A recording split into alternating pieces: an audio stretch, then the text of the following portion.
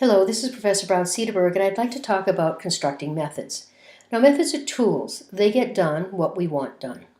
We've used a number of methods already. We've used the method println. It prints to the screen, the arguments passed to it, and then goes to the next line. We've used the method pow that raises the value of the first argument to the value of the second. We've used the method nextInt that grabs from the physical keyboard the value, the int, entered by the user. Each one of these methods comes with the Java language. These methods, as we've called them, have been called println by the object system.out, pow by the name of the class in which resides, math, and nextInt by an instance of the class scanner in which that method nextInt resides.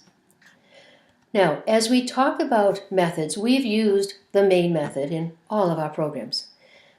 Our programs have been delineated by public class and the name of the program. We'll call this one demo methods, and they're bound by the opening and closing curly brackets.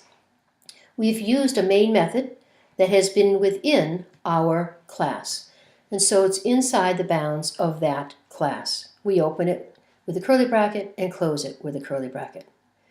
Now, here we have our main method.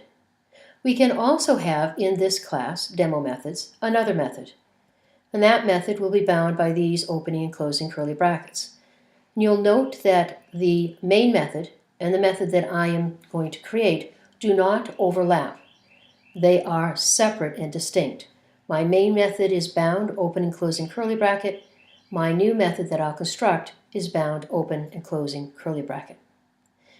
Now, as I declare the main method, we've done that always with public static void main string args, and then had the block of our main method. Any method, including the main method, is declared by establishing its access modifier, its invocation, its return type, its name, and its parameter list. Now, in the case of the main method, the access modifier is public. The invocation is static, the return type void, the name main, and the parameter list is string args.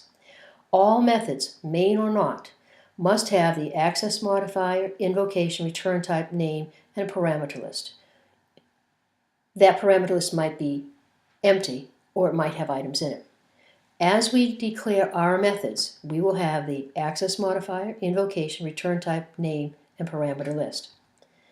So here we have two methods within my class demo methods. I have my main method, and then I've established this, my method called myMethod. And it is public static void, named main method, has no arguments passed to it. So I have this method with all the attributes of my main method as I've established it, as I have declared it. And remember that this new method, my method, is separate and distinct from my main method. Those curly brackets do not overlap, but my new method, my method, is within my class. You'll see here in my method, of course, that I have the access modifier, the invocation, the return type, the name, and the parameter list. I have the same for this new method, my method, an access modifier, an invocation, a return type, a name, and a parameter list. In this example, that parameter list is empty. I'll give a number of lines code to this, my method. You'll see that I'll simply print to the screen, I am my method, you called me, I am done. Here, that code is my block or body. Begins here and ends here. Let's add to our main method with this a line that will call my method, print that to the screen, then call my method, and then print to the screen my method was called. This is the body or block of this, my main method. Now, I've got my completed program. Its execution would proceed this way. First, I'll go into the main method, call my method, will be printed to the screen. My method will be called. It will call down to that method, my method, and that method will then execute. Printing to the screen, I am my method. Printing to the screen, you called me. Printing to the screen, I am done.